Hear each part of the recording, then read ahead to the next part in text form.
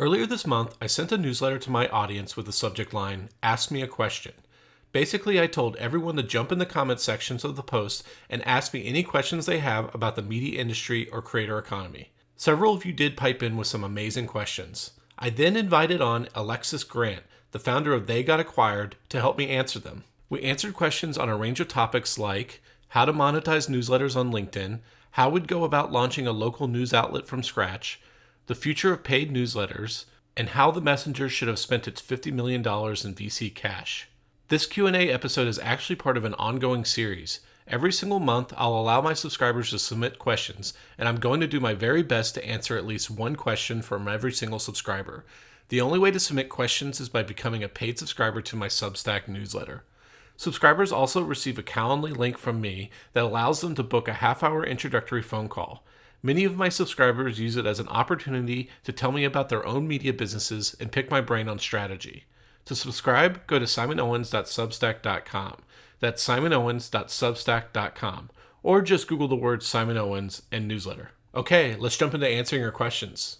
Hey Alexis, thanks for joining us. Yeah, I'm excited. So this is one of my special episodes that are dedicated to, basically I call them Q&A episodes, in which I sent out an email to all my paid subscribers and told them to basically ask me any question with the promise that I would answer or respond to every single one of them. And in some cases, I'll be responding in the newsletter itself, sometimes directly to their comments. But for several of them, I like to do an actual podcast episode where I do my best to answer them. I did it by myself last month, but this month you offered to come on and help me answer some of these questions. And hopefully, if this goes well, we can, make this a regular thing. And the reason that, I jumped at the chance to have you on is because you just have such rich experience in not just media, but entrepreneurial media. Like you came from a traditional media background, and then you basically went off on your own and started and exited multiple media startups. The first being a content marketing agency you ran, and then that was acquired by a site called the Penny Hoarder, which several years later, so you ran their newsroom, and then they exited a few years later. And then as a side hustle, you were running this freelance, like this website geared towards freelance writers called The Right Life. You sold that site, and now you're running a new media venture called They Got Acquired. And you were basically fulfilling or covering an undercovered niche within the media marketplace. And what is that niche? Yeah, you explained my background very well. It's M&A, low to middle market M&A. So founders who exit for 6, 7, or low 8 figures in the online space. Yeah, and the gap that you're filling is that the mainstream media often covers venture-backed large startups, but 7-figure, 9-figure exits and stuff like that. But you're kind of filling in the gap of like all these kind of cash positive businesses, very good businesses, but are more, in a lot of cases, lifestyle businesses and their successful exits. Yeah, many of them are bootstrapped. Not all of them. We do cover some VC-backed stories, but many of them are bootstrapped. And the common thread is a lot of them don't get much coverage. And we'll actually it's actually more common for people like us to have that kind of exit than to have a big VC-backed exit. Yeah, so we'll get into a little bit more on what you're doing in response to one of the questions later. But for right now, let's just jump into answering some of these questions. We shared them with each other in a Google Doc and kind of chose like 6 or 7 questions that we want to tackle for this episode. The first one. You have smart readers, by the way. They're all hardcore questions. Totally, like very successful media operators in and of themselves. The first one comes from Jennifer Alepido. She says, I just launched a LinkedIn newsletter today, and I had been wondering while working on the content if somebody would sponsor it. Would that be weird, etc.? And then I saw there was a brand partnership button. I didn't even realize anyone was doing that on LinkedIn. So my question is, how are folks monetizing LinkedIn newsletters? Are there many doing it? So I have like a lot of thoughts on this because I've been experimenting with LinkedIn newsletters. I first want to just like ask you, have you experimented with it? Do you run a LinkedIn newsletter or anything like that? No, I love LinkedIn for lead gen, but I don't have a newsletter there. So Go That's for it. interesting. So maybe by the end of this, I'm going to convince you that it's actually worth Yeah. launching a newsletter on LinkedIn. So I had been reading that LinkedIn had this newsletter product.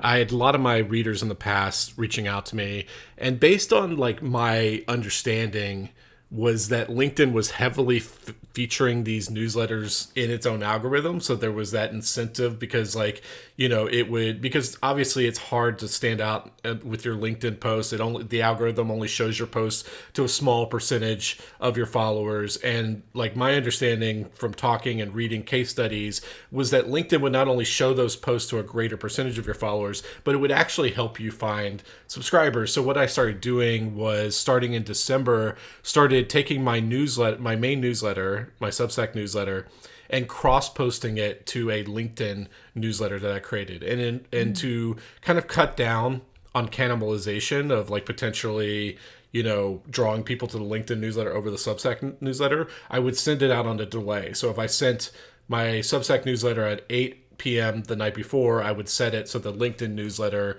didn't go out until 8 a.m. the next morning, so that hopefully most of the people who were going to open my main newsletter had already opened it by that point, so there isn't like too much annoyance of crossover.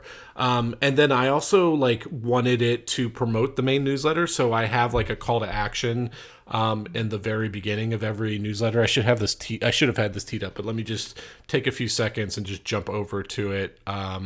So I could just read the call to action to get you an understanding how I'm using the LinkedIn newsletter to cross-pollinate. So every intro is, welcome, I'm Simon Owens, and this is my media industry newsletter. If you received it, then you either subscribed or someone forwarded it to you. If you fit into the latter camp and want to subscribe, then go here. And then that go here is a hyperlink to my Substack newsletter. So the hope is if the LinkedIn newsletter becomes successful, it's a funnel towards my main newsletter. And since launching it in December, I can say definitively that yes, it's true that LinkedIn very heavily tries to promote your newsletter within its feed. I have 14,000 subscribers for my Substack newsletter, and I am already in just a short period of time of a little over a month up to over 5,000 subscribers on the LinkedIn newsletter. And now there's a lot of caveats to that, but I just want to start throwing out those numbers as potential benefit of ways that you could leverage the LinkedIn algorithm and its huge user base to try to funnel people, back to your main newsletter by just basically repurposing that newsletter rather than just copying and pasting the link to your newsletter to LinkedIn. So that's been good.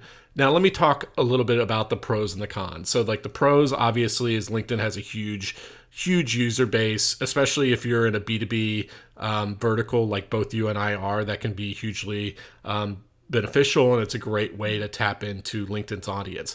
Now, what are the downsides? It's not a true newsletter.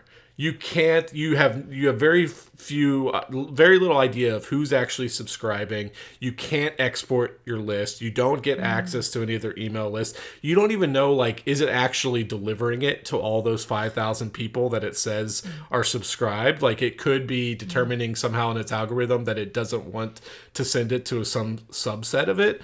And then the analytics are pretty bad too. Like there's no click-through data. Like in terms of in my Substack dashboard, I can see how many people clicked on individual links and stuff like that. And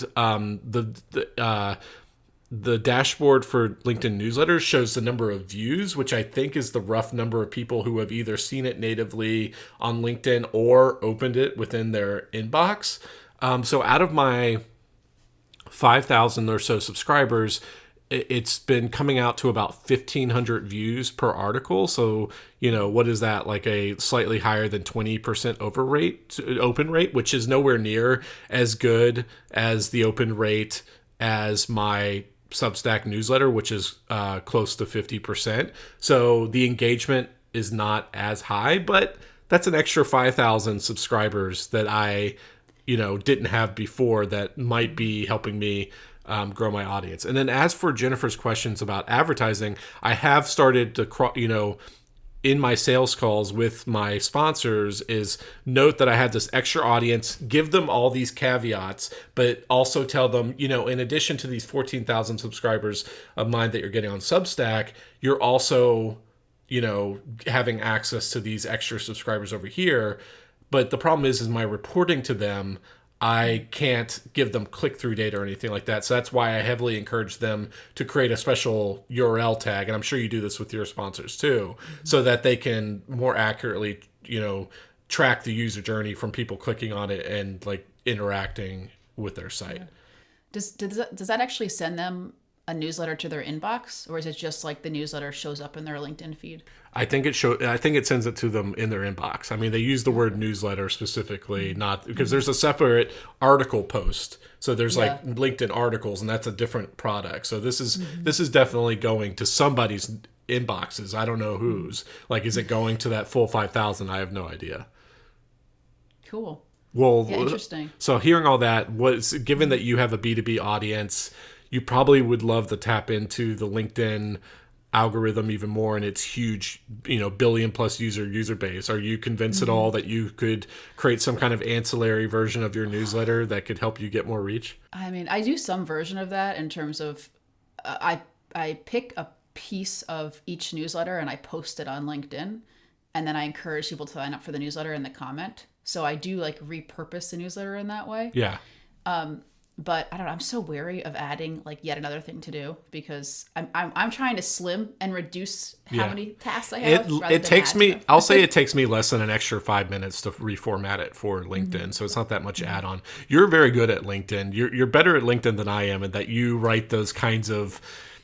This will sound pejorative, but like those thread posts that you think of like LinkedIn influencers using, where it's like kind of like a long post with each like new sentence being a new paragraph, I guess, to like get formatting. to get the more engagement, so the algorithm will give it a bigger boost. Have you found that it's been a good driver in terms of traffic to your website? For sure. I mean, part of that is I am a writer at heart and I love writing that stuff. If I could write all day on LinkedIn, I would.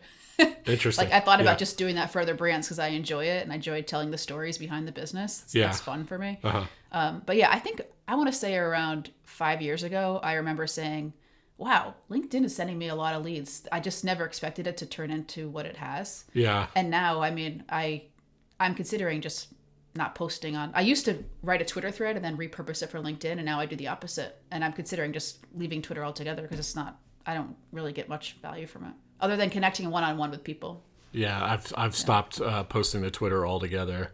I feel like that could be a whole other conversation. But yeah, these LinkedIn posts that I see, including yours, very much remind me of the Twitter threads where it's like broken down into compartmentalized thoughts and kind of, kind of like a truncated version of the full piece of content that you're linked in. Do you include the link in the post, or I see a lot of people doing it in the comment?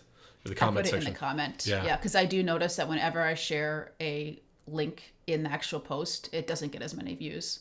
So I always put the link in the comment. See, I'm just the opposite as you. Is like for some reason, I just like will stay steadfast that like the best user experience is putting it in the actual post so that it creates like the thumbnail image and all that kind of stuff. And I don't. Well, what I'm sharing is not really. So what I think of is like the LinkedIn post has to stand alone without the link. So even if you never click the link, you get a value out of it. The link is really just like, hey, if you liked what you saw, sign up for our newsletter.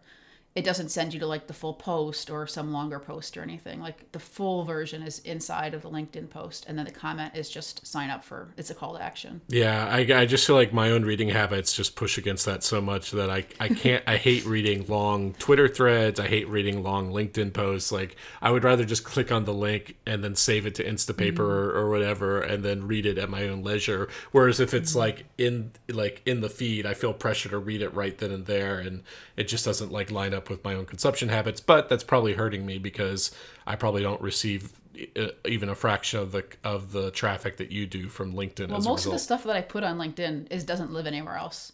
Like some of it's in our newsletter, but a lot of it there is no full post to link to. It's not like it lives somewhere else. Oh, okay. I thought you were like summarizing your case studies or something like that. So occasionally I do that, but usually I write stuff just for LinkedIn. Okay, cool. All right, let's move on to the next question. This came from Sam Kraft. If you were to start a local news newsletter slash publication today, what would your key priorities be? How would you approach subscriber growth and monetization? So you live in a relatively rural area compared to me. Like I live in a big city. You used to live outside of a big city, but you've since moved. I'm guessing there's not a ton of like local news where you live. No. So I live in Harpers Ferry, West Virginia. It's Jefferson County, and there is one very old news outlet here, but it doesn't. They obviously don't have many resources because it's not. They don't do a lot of reporting, and they don't have a newsletter, for example. It's very old school.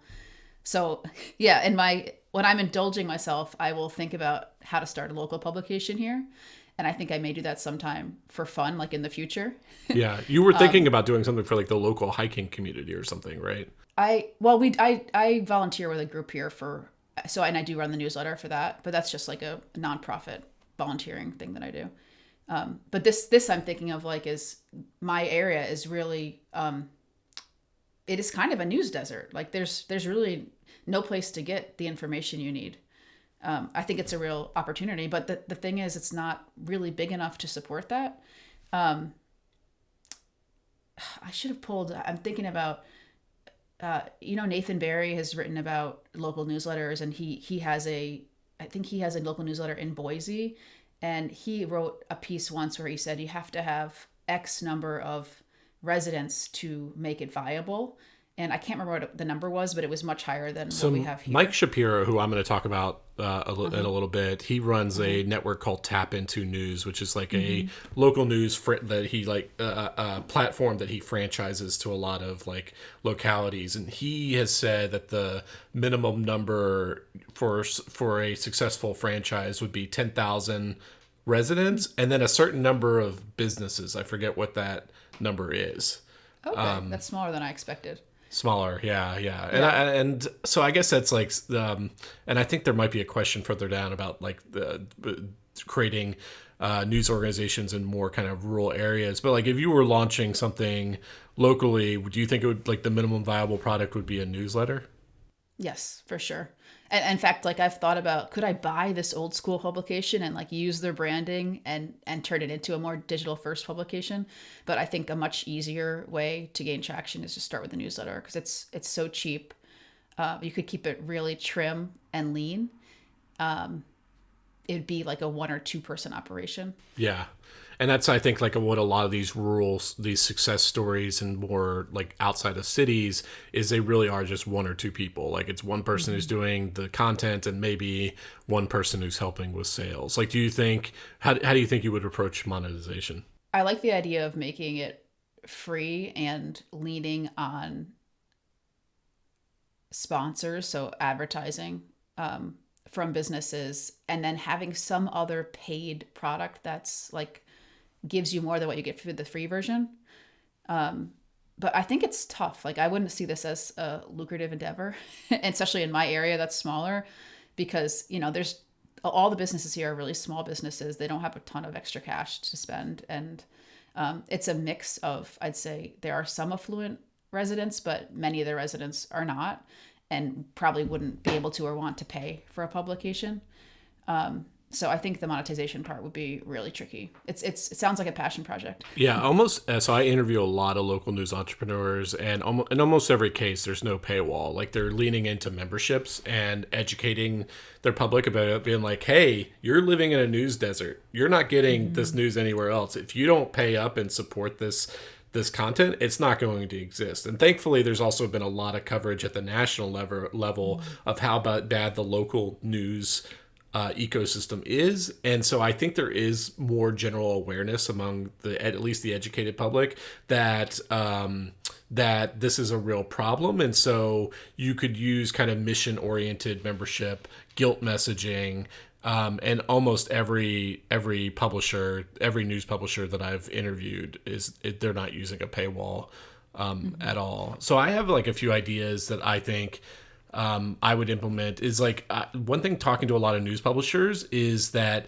SEO is a secret weapon at the local level, because if you think of like most big national publications of no matter the niche. There is so much competition for like keywords around those terms and stuff like that. But at the local level, there's almost no competition. Not only do local businesses have terrible SEO, but there's just like, there's not a lot of like content being created around local issues. And so when I interview these local entrepreneurs, it's like, how did you build an audience? And they were like, within like a month or two after launching, I was just getting floods of Google searches, because like it's just really easy to dominate search terms in a local area, especially if you're outside like a major urban area like New York or Washington D.C. or something like that. So my advice is, if you did go with a newsletter first, put it on a newsletter platform that actually has good SEO value. So not like a MailChimp, which isn't easily crawlable, or like if you're using MailChimp, have like a WordPress version of your newsletter that you send out, and pay attention to things like headlines, subheaders,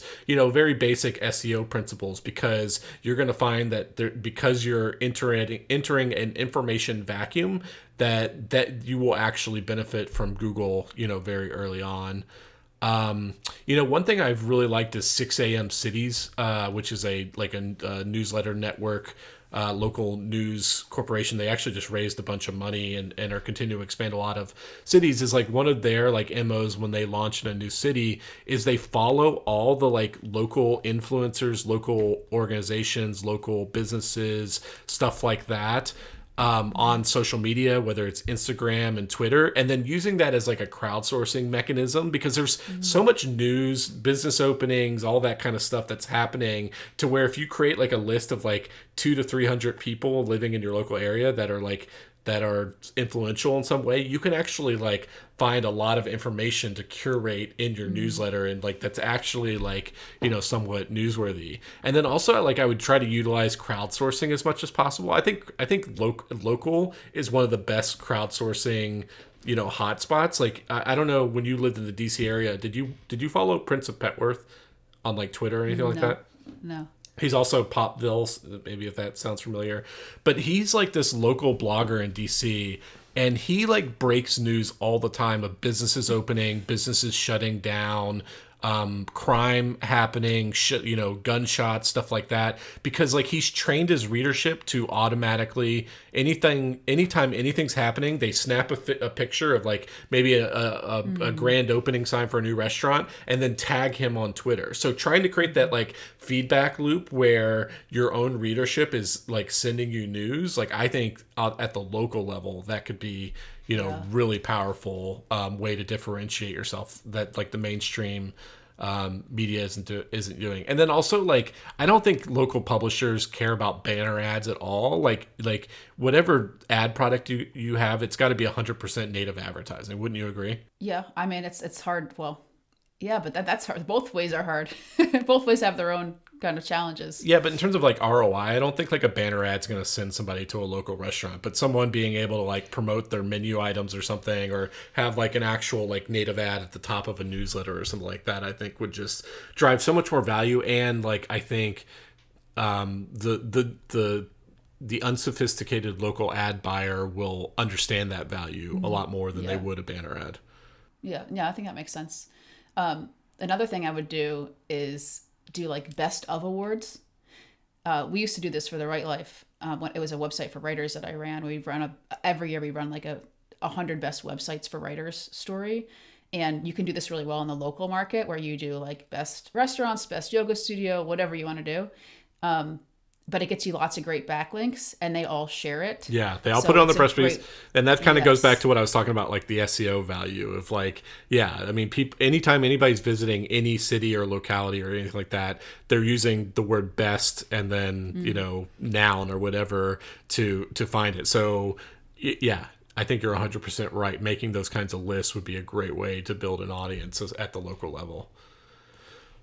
So we have another question. Todd Landfried, this is kind of similar. He says, it should be clear to everyone at this point that the traditional ad-based Local subscriber-based business models for funding sustainable news organizations doesn't work, yet investors, nonprofit, and philanthropic organizations ignore that reality and are doubling down on funding them.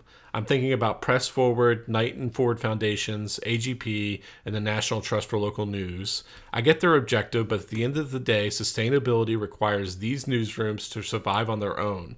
News reporting is needed everywhere, and not just metro communities. Too often, however, the end result for these smaller newsrooms is a cycle of start, survive, struggle, close. There is scant interest in even discussing, much less funding, real innovation in business or reporting models that may actually work. Why do you think they keep doing the same thing over and over, expecting different results?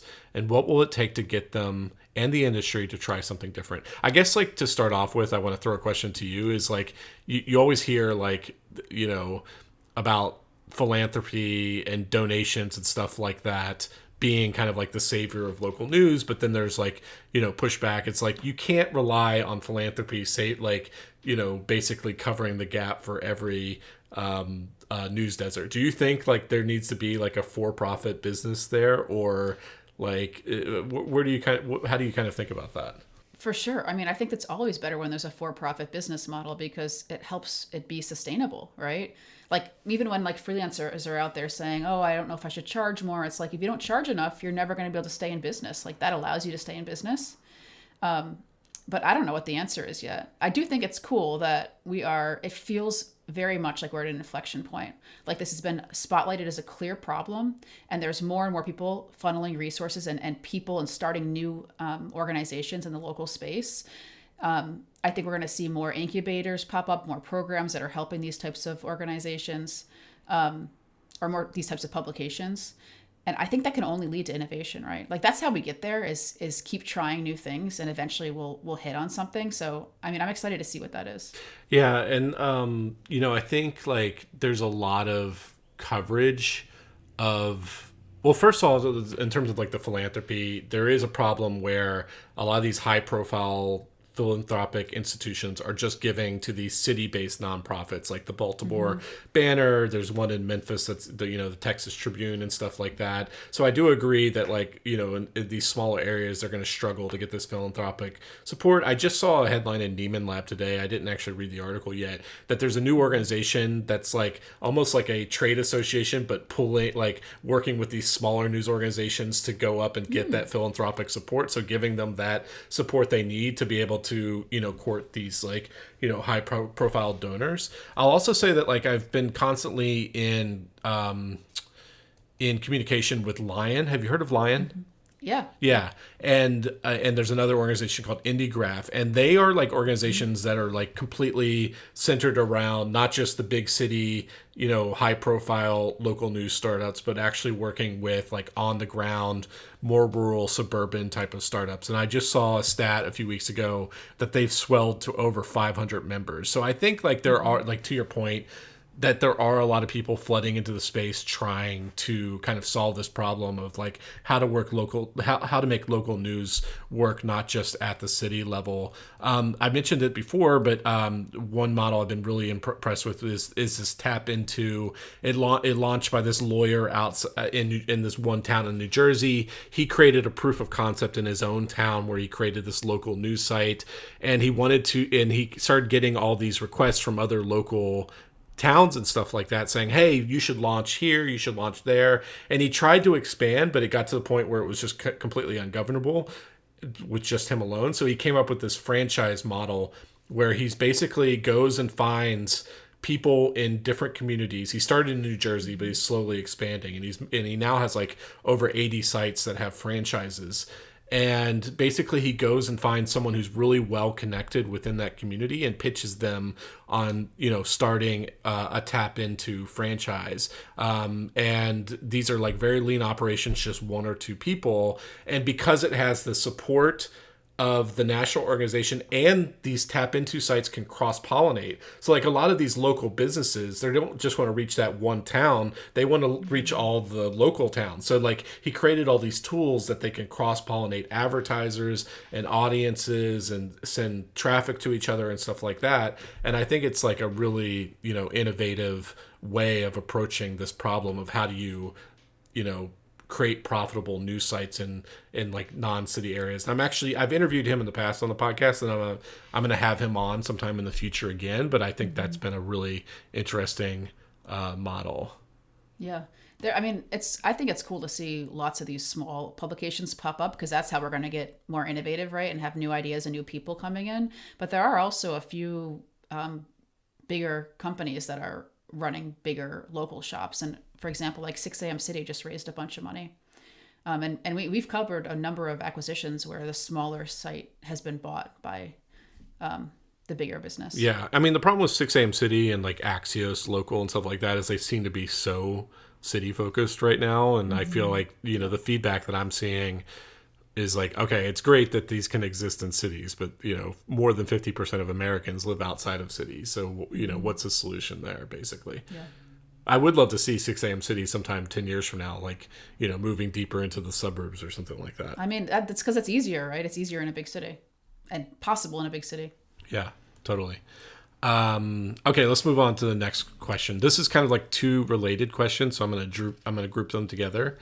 The first one is JB Wogan. Is from JB Wogan. I actually know him personally. We used to play racquetball together. When you see a wave of media layoffs like we just witnessed in the past month or so, do you think it risks overcrowding the freelancer/creator economy? Related question. Do you think that's where a lot of the recently laid off journalists will go? Should we expect a flurry of new Substacks? And then a guy named David Hool asked, what aspects of the creator economy today will expand and which ones will decline? Where in the developing new media landscape do you think paid subscription email newsletters will play? There seems to be an overabundance of email newsletters. So first, like this idea that the creator economy or the media is becoming oversaturated with these smaller players. What do you think about that? I mean, I think it's true, but if you take a niche that can be lucrative, I think there's still plenty more opportunities to make something work.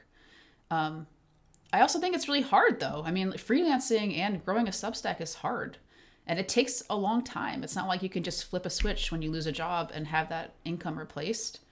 Many people started as a side hustle while they're working like a full-time job. Hey, I just want to interrupt the programming for just a moment to note that you are at the halfway point of the video. If you made it this far, then that's probably a sign that you like this sort of content. So maybe just take a second to subscribe to the channel below. If you're feeling especially generous, you can hit the like button. Okay, back to the show. Yeah, I mean, it's like, this and I know this is the runway that's required to even build like a basic just living wage. I mean, it could take years. Mm-hmm. And somebody who's been laid off is not going to have that kind of runway, that kind of severance to where they can, take 3 years to build up their income to what it was before. Mm-hmm. Yeah, and I think freelancing is much harder than it used to be too. It doesn't pay as well. I mean, there certainly are B2B niches where you can make great money, and lots of freelancers do, but it's a crowded space for sure. Yeah. And I mean, obviously, like freelancing and like just like more traditional journalism is going down, but there are a lot of more opportunities in like content marketing and stuff like that. But I think like the average journalist just doesn't know how to go after that niche or they don't know. They only know how to work in this one silo. They don't understand how to diversify their freelance work.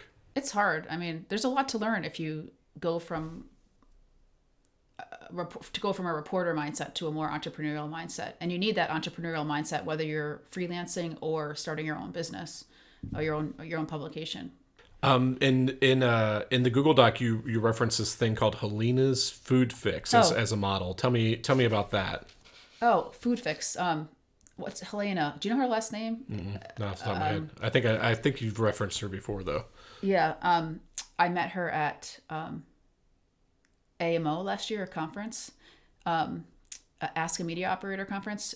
So, anyways, she has a niche newsletter where she's writing about food legislation, and she previously was a food reporter. You should have her on your podcast. I love what she's done.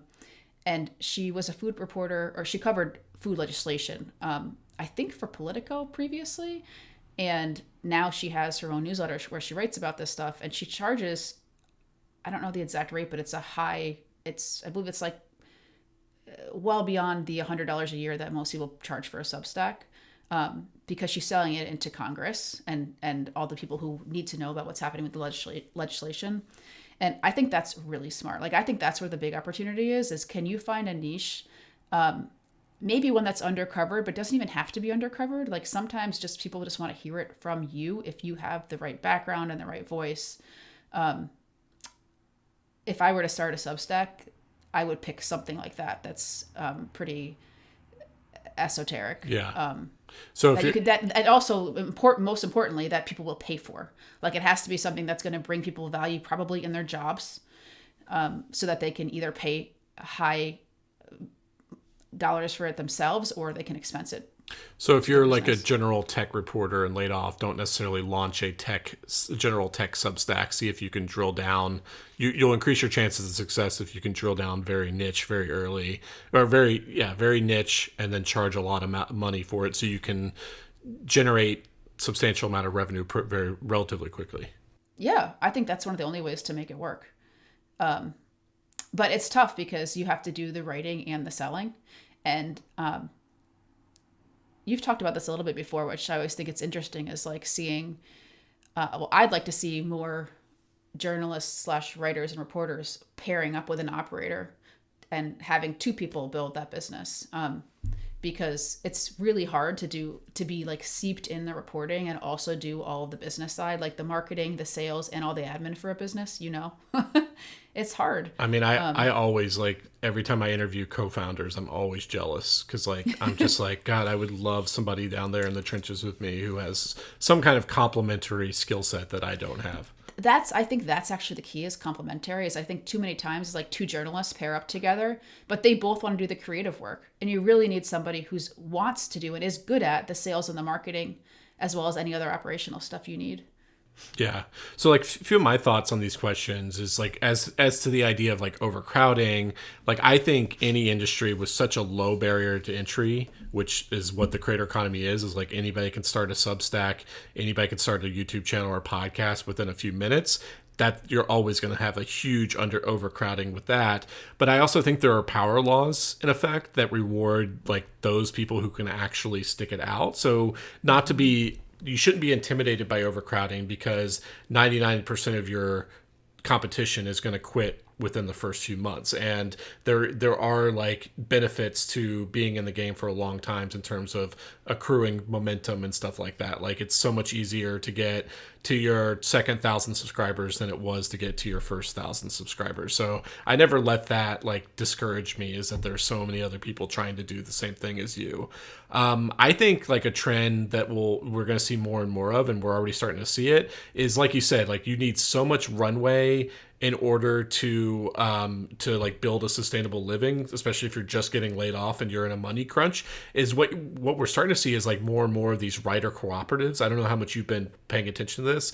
Like, a great example is 404 Media, which just launched. Like, basically, Vice Media was collapsing. There were all these tech reporters who were writing for its tech publication. I think it's called, like, Motherload or Motherboard or something like that.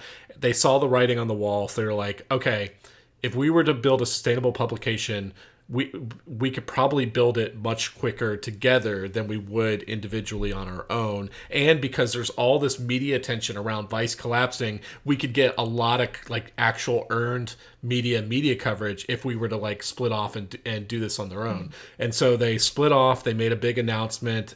They launched with, like, a subscription model, but that's also supplemented with ads. And they've already made, like, a big splash already just in the month or two that they've been running. You saw this with, like, Defector Media, which was basically, Deadspin. Basically, all their writers resigned en masse and then teamed up together and created a writer cooperative that's now generating, I think, like $4 million a year.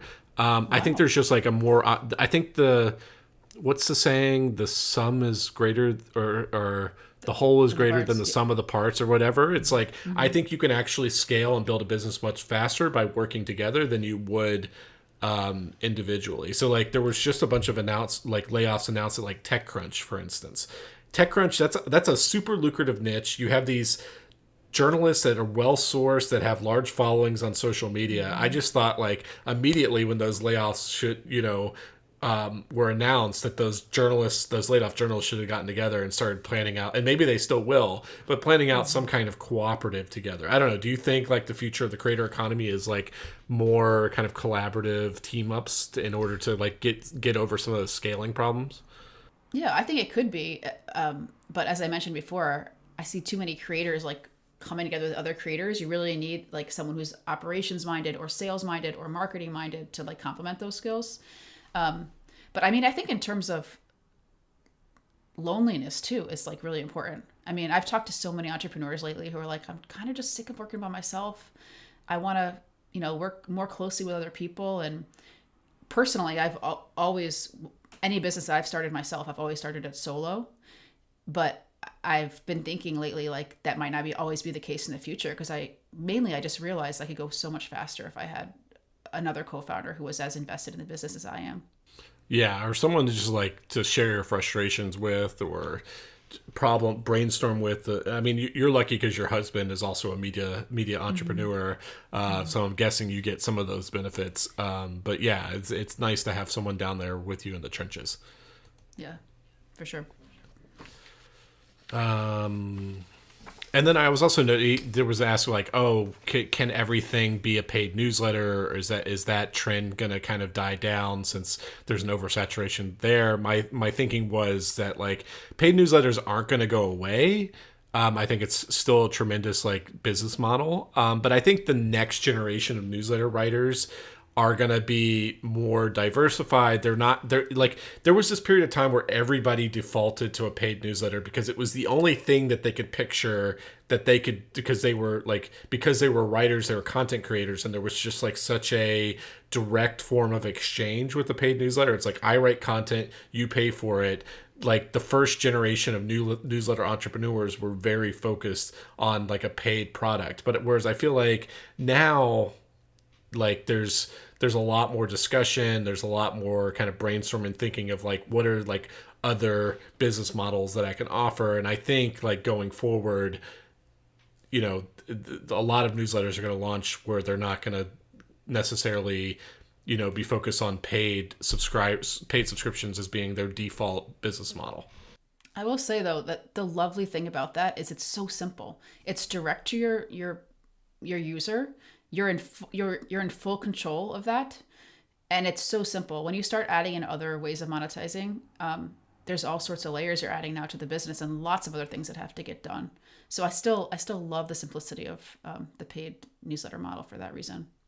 Yeah, same here. I think the trick is like trying to build something of value that isn't necessarily just paid content, which you're doing with your data product, which we'll talk about, and what I'm doing with kind of like what we're doing here, where it's almost like it's not paid content you're getting, it's like extra services that you're getting. So I think like there needs to be more outside the box thinking, around that kind of stuff.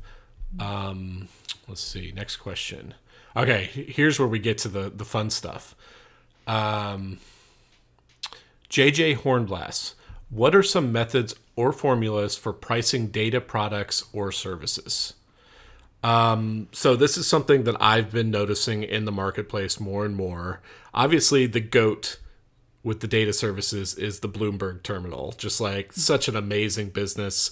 The profit margins for Bloomberg MP are just gigantic. I think it's like a $9 billion a year business, and it does have a media business, but everything feeds into its terminals, which is charging $23,000 a year. And I'm just seeing so many new media startups like realizing that this is a good way to offer some kind of differentiated paid product.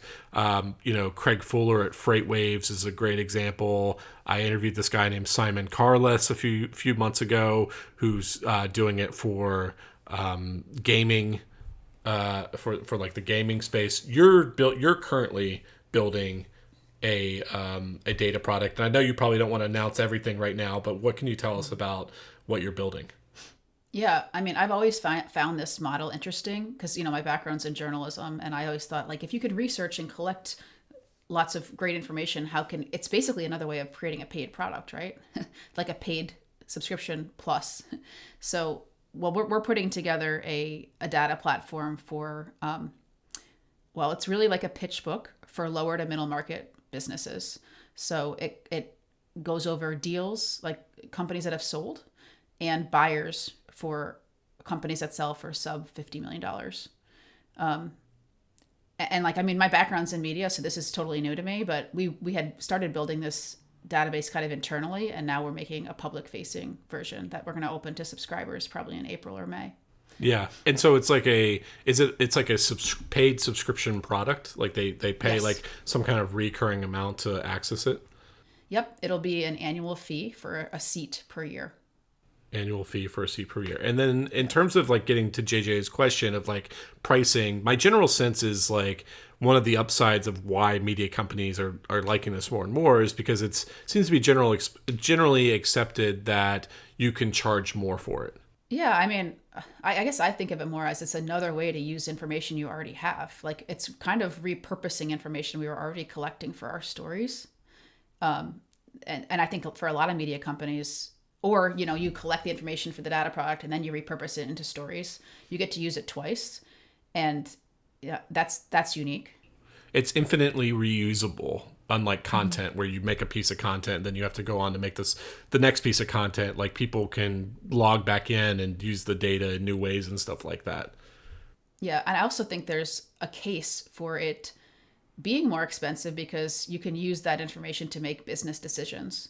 So if you look at one story on our website about how a company sold, you might learn a little bit about that buyer and that seller and that situation. But if you're able to like log into a data platform and pull up all of the deals, all of the companies that sold that are like yours, like that gives you information that you can use to run your own business.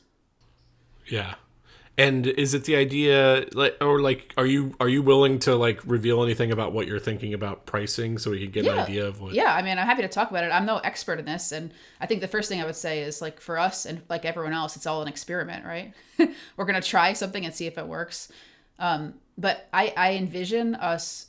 I'd like to get to a price point of $4,000 or $5,000 a year per seat, but we're gonna launch at about half of that, so probably 2,500 or maybe 3,000 a seat per year. And the way we arrived at that was a few different avenues. One is like looking at competitors. I mean, the most obvious player in this space is PitchBook, but they're collecting much different information than us. Like we have a lot of data that they don't have because we're covering the lower market, and there's a lot of bootstrap companies, and they tend to focus on VC-backed businesses. But they charge so much money every year. It's like at least $20,000 for a seat.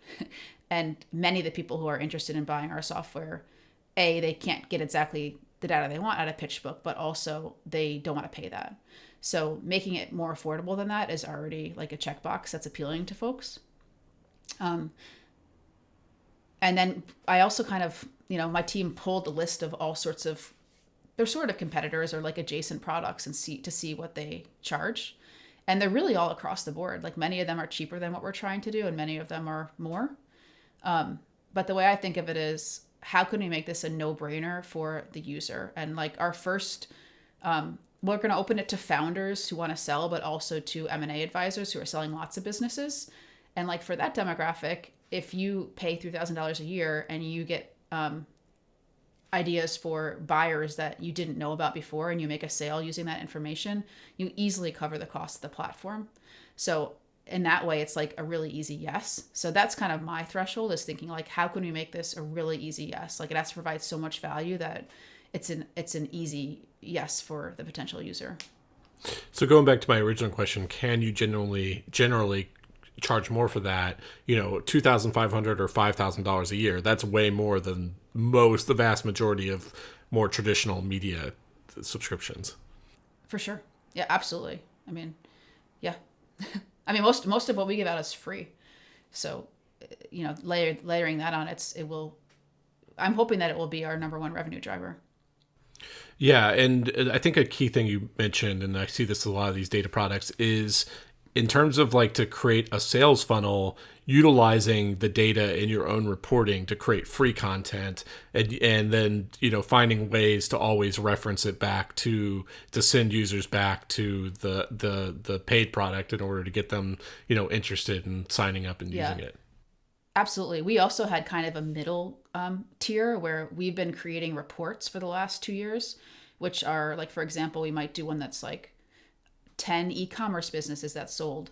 So it's like you're getting more than you get out of a story, but you're getting less than you get in the data platform. And so for us, that also is like a stepping stone to the data platform. Is like, okay, here's a little bit more. Now you can get in the data platform and get all of it. And in terms of labor costs, like, do you generally you have to hire someone whose specific role is data entry? More or less. I mean, I basically use reporters and researchers and analysts. Interesting. And then like, how many hours per week is kind of dedicated to data entry? Good question. So we're doing a big push right now because we've built this over the last couple of years, but now we're having to clean it all up and put it into the platform. So there's a lot of work to be done right now, but once most of that's in there, we'll still be adding new deals all the time. So there'll still be consistent work to do beyond that. But I don't have a good answer to your question. I don't know. I'd have to count. We're still kind of figuring out what that looks like. And then there are products on the market right now where you don't have to build necessarily everything from scratch, like database type projects where it's relatively easy to create some kind of login and paywall and stuff like that without like having to design and hire someone to build an entire ecosystem from scratch, I'm guessing. Absolutely. We're so lucky because it's so much easier than it was 5 or 10 years ago, even. We use a tool called Softer. All our data is in Airtable, and Softer lets you build basically a front end for the data. So, yeah, it has taken many hours of time to do that, but it's still way more cost efficient than it would be to build something from scratch. And Softer's kind of an MVP platform, right? You create a first version to make sure that you can show that it's going to actually work and people are actually going to buy it. And in time, we may want to build our own. That's like either faster or better in some way. But for getting out an MVP, it's been a really great tool. Okay, awesome. And when are you launching that? In April. Cool. All right, we'll look forward to seeing that. Okay, so the final question is going to be a fun one where we're doing a little bit of a thought experiment. It comes from Bruce Pinchbeck. He says, I can't stop thinking about the messenger. What would you do if given a portion of that money? What products would you go all in on? How would you approach that? To keep it fun, assuming it's free money without strings. What would be and then he says, what would be such a cool episode in my mind is thinking how you deploy $1 million, $5 million, $50 million. Okay, let's just like, would you ever raise $50 million? Like, I don't think media companies should never be a media company, at least in their first round, that raises $50 million, especially given that there are so many products on the marketplace that like the amount of, there's no reason why you would need that kind of overhead to launch a minimally viable product of anything, right? Oh yeah, 100%. I mean, that doesn't interest me personally at all. I mean, I think it's hard to make the case for it. Yeah. And so let's say you raised, let's say like $1 million, no strings attached, dropped in your lap tomorrow. Like, how would you judiciously deploy those resources, do you think? What would you spend that money on? Yeah, I like that exercise because doing that exercise actually helps me think of things we should be doing differently now, even though I don't have that money. You know what I mean? So, for example, we did a lot of revenue experiments so I just launched this brand 2 years ago, and we've done a lot of revenue experiments, and I would have done them much faster and to come to the conclusions that I have now. So I think we could have moved a lot faster if we had more people to try more experiments to get us where we are now. So you would have spent that money in hiring people to do those experiments so you wouldn't have had to waste so much time yourself doing them. Yeah, or just it would have been faster. We would have gotten there faster. Like, since we're bootstrapped, In fact, looking back, like one thing I wish I did differently, because I put about 70K of my own money into this business at the beginning. And if I had to do it all over again, I probably would have put more, like at least double that. Because the mindset I've been taking is like, okay, we need to be revenue funded. Like I want our revenue to cover our costs. And I'm always keeping an eye on that. But because of that, I've spent a lot of time on sponsorships. And the truth is, like, I really want this data product to be our primary revenue driver, and it's slowed down the data product because I've been focusing on sponsorships. And it's obviously easy to say this, like looking in retrospect, like looking back, but I wish that I had taken a slightly different mindset and said, okay, let's. Like I think having money lets you don't have to worry about making money along the way. You just go right at the target and you don't worry about making money along the way, right? It's like a freelancer who wants to have a Substack and saying, "Oh, but I have to do freelancing at the same time as I'm growing my Substack to cover my living expenses." Like if you have that money, you can go right at the product that you want to make. So I think it gives you that freedom. But I mean, I also think like, yeah, high quality content's always important. But I think many people in this space, like you and I included, we focus on that naturally. And that always gets the first dollars. Whereas like if you have more money, you put more money into sales and marketing. And those are the things that are really going to drive the business. Like that's just what's going to make it sustainable and successful. Yeah, so like I'm really bad at sales. You're probably better than me at sales, but I think you've also have publicly stated that it's not your favorite thing. Mm-hmm. Would you invest in a salesperson? Like an actual like either full-time or contractor position to just take that off your plate? Probably, yeah. I mean, yeah, I would, depending on what we're trying to sell. Yeah, I think that moves the needle, right?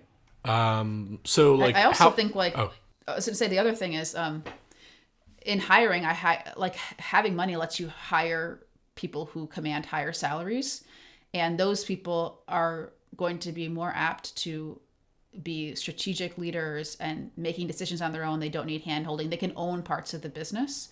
And that helps the founder like focus only on the mission critical pieces. So I think that's another benefit of having money is like you can put that money into when you're bootstrapping, you're like, okay, what executors can I get for different roles? But if you have more money, you can hire leaders who are really owning that space and moving it forward without you. Okay, so I have a few thoughts on this question. First off, let's talk about the $50 million question. Is that if I ever got access to a $50 million, I would never in a million years do what the Messenger did and set my burn rate for burning through that $50 million in a single year. I would set a budget limit of somewhere between $5 to $10 million a year, so that that would give me a runway of 5 to 10 years. There's no way I would spend $50 billion in a single year. I think also if I had the $50 million, like I would launch in a niche vertical where you can actually sell non-media products, non-information products, and then set aside a substantial portion of that for building those products. I really admire a lot of these things, these businesses that that are just like thinking outside the box and not doing anything like media at all. Like I follow this fitness influencer, Nick Bear, and he has like 1 million subscribers on YouTube. He has like this huge audience, but the way that he makes money and generates like $60 million a year is through this company that he launched called BPN, which is like a health and fitness supplements company. And I really just love these like businesses that like just have like products that are just like not media products at all, and using it as like the media company to like market it, whether it's like a SaaS tech product, a physical product, different stuff like that. And I've certainly profiled some of those people, on the newsletter. So I think that's how I would deploy that 50 million. In terms of 1 million, I'd focus on, one, maybe hiring a salesperson, but also I'd focus on hiring folks who can enhance my content creation, who can like are complementary to it. So like a podcast producer, a YouTube editor, someone who can take, content that I'm so at making. Like my podcasts are okay. Like I think the interviews are good, but like the editing and production level are not that good. So like I would definitely, deploy resources to hire those sorts of people. And then just one other thing, this is a pet peeve of mine, is like I would never let non-editorial expenses go higher than editorial expenses. Like I see all these like top-heavy media companies that like just like they're spending like a small portion on their editorial department and then like just tons of money in other realms, and I'm just like, the main product you're creating is content, so that should be the majority of your expenses. I don't know, has that ever gotten to you?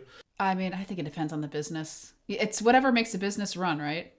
Um, I mean, yeah. I want to see you hiring a marketing person because I think your content is so great. I want it to reach more people for real. And yeah, I feel you like already create enough great stuff. You yeah, just need to I feel like I would market it hire. more. Yeah, I would think I would hire a salesperson before a marketing person. But anyway, I think those were all the questions we wanted to handle today. I'll definitely tackle a lot of the other ones in the newsletter and then the comments themselves. But yeah, I want to thank you for doing this and coming on. I thought this was really productive and a lot of fun. Yeah, it's fun to chat through it. Alexis, where can people find you online? Well, I'm at theygotakquired.com. Our newsletter is theygotakquired.com/newsletter. And LinkedIn's probably the best place. I used to say Twitter, but not anymore. LinkedIn. Yeah, yeah. All right. Well, it's a lot of fun. I hope to see you next month. Thanks, Simon.